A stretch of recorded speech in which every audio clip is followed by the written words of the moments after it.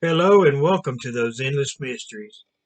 Today's video is from Kentucky of June 2020. I can only say that this is one of the more terrifying encounters I've heard of.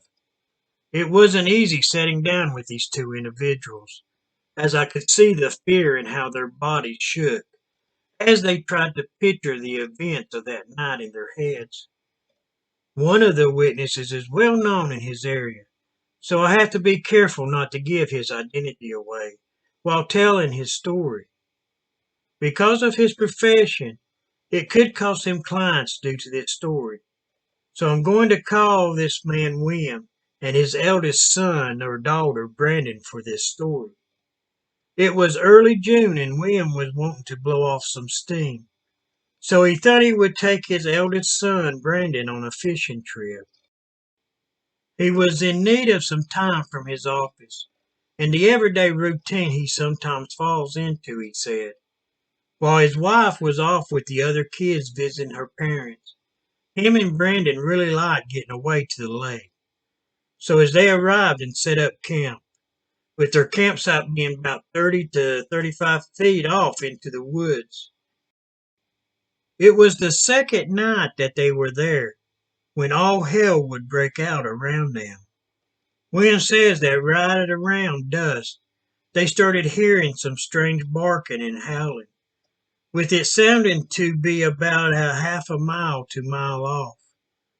William did say he had his rifle with him, just in case a bear was to show up into camp, which was normal for this area. As the night went on, the pack of dogs or coyotes seemed to be getting closer. So not feeling great about the animals being so close, himself and Brandon decided to stay up a little later than they normally would. So they put a couple more pieces of wood onto the fire. Within just a few minutes of this, Williams said they started hearing movement just outside of their vision. At this point, Williams said that Brandon stood up and shouted, Get out of here. At first, we thought that worked.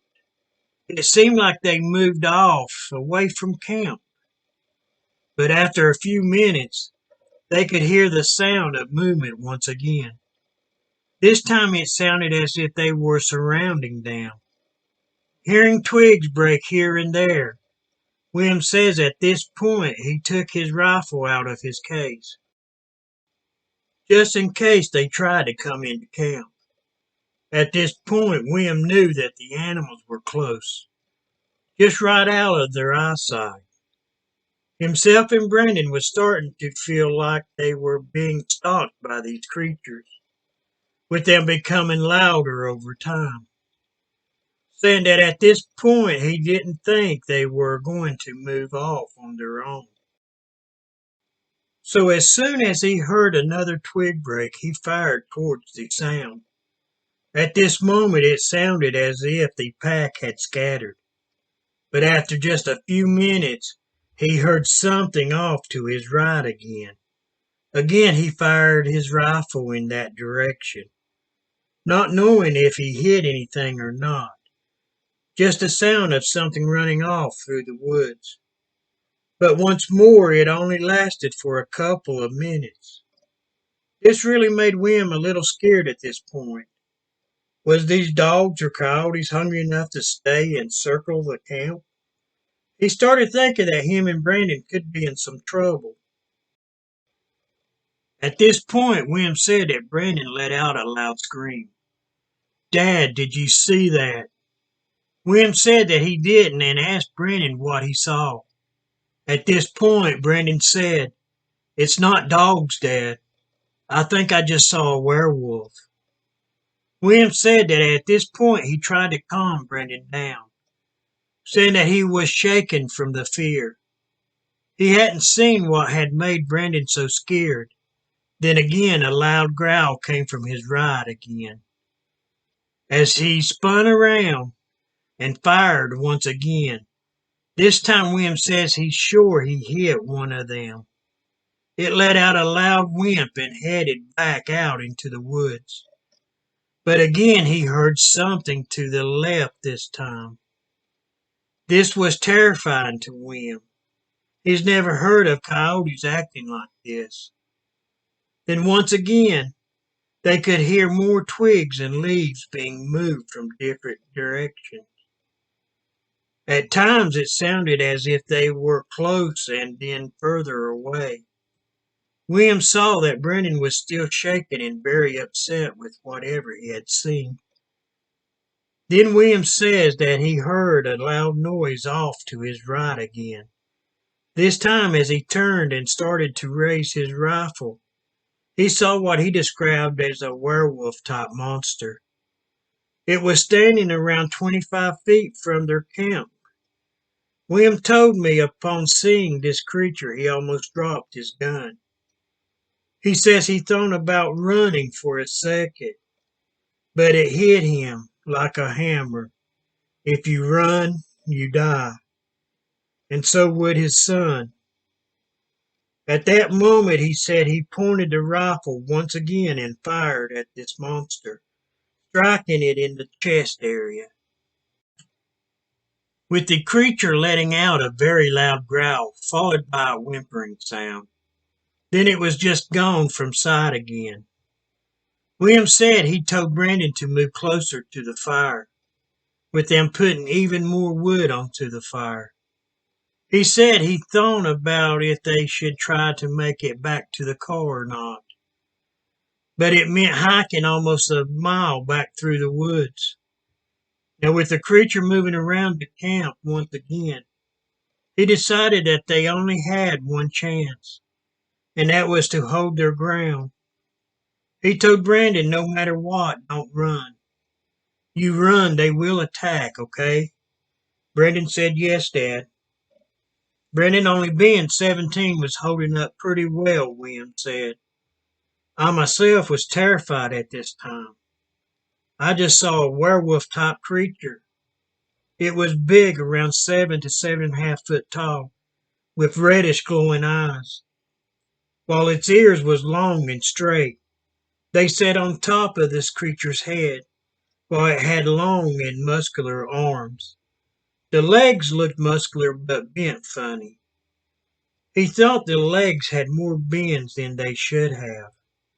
William said that he was so scared at this moment, mainly because he could hear more than one of these creatures around their camp. As he was listening to the movement of these things, he became convinced that there were at least 5 of these creatures around him. At this point, he knew if they all was to charge them, that they wouldn't stand a chance in hell, William said. So at this point, he decided to only shoot if he saw one of them and had a good shot. Other than that, he would just be wasting ammo, he thought. So as William and Brandon sat close to the fire, the night seemed to go on forever, with them seeing at least 3 more dogman or werewolf-type creatures over the next few hours, with William shooting at all 3 of them. William says that each of these creatures had their own markings and color. The fangs on this creature were huge. I would say, said William, that they wouldn't have much of a time tearing someone apart. With William also in tears over his encounter, I turned to Brandon and asked him to give me his accounts of the night. Brandon says that it was starting to get dark when they started hearing some barking and howling. After a little while, they had moved close to camp, when we finally heard them right outside of our camp. At this point, I think I shouted, "Get out of here," or something, said Brandon. Then they were back again, sounding as if they were at least 5 or more of these creatures. At least that's what he was thinking at the time. Then the next thing I recall, says Brandon, was a terrifying creature standing about 25 to 30 feet from me. He says as he hollered for his dad to look, the creature leapt off. This creature looked like it had a head of a wolf, but with the body of a man. It was on 2 legs. It looked to be very strong through its chest and torso area. He says that you could see its muscles through the hair. It was gray and white in color, with glowing green eyes, which had a yellowish tint to them as well. I could see its teeth as it stood there, said Brandon. The only thing I thought was that this thing could eat me tonight. At some time while all this was going on, my dad had gotten his rifle out and was firing at these monsters, when again we saw one of them standing in the light of the fire. This one was a dark color, maybe black with brown patches upon it. At least that's how I remembered seeing it looking to me, except this one had glowing reddish eyes. I remember that for sure, because I thought he must be straight out of hell with eyes like that. It took a few seconds before my father shot this creature, but I know he hit it right in the chest. I saw it hit him, said Brandon. It let out a loud growl and then a hurt animal sound. Then it was gone. You could hear them moving off through the woods, but within just a few minutes we could hear them moving around the camp again. I know at one point I wanted to run, said Brandon, but then my dad looked at me as if he knew what I was thinking and said, "Whatever you do, you don't run. You run, we die." He said then it really hit him. We could die from these creatures. At this point, Brendan says that he got more mad than scared. He says that he looked around and got a knife. It was out due to them cleaning fish earlier that night. Then Brendan says they saw another one in the light from the fire, which looked to be another creature altogether. This one was gray and white, but the markings wasn't the same as the first one he had seen, with this one having a greenish eye shine as well. Then Brandon said he saw the reddish eye shine coming through the woods off to the right again. Brandon said that he was hoping that it was dead, but he knows he saw those eyes, saying he didn't know how it could still be up moving around at this point. I know my dad shot it right in the chest. I know it, Brandon said again. We saw around 2 to 3 more throughout the night, with my dad shooting at each of them, but we were never for sure if he hit any of them. Then around 4 or 4:30 that morning, they just left.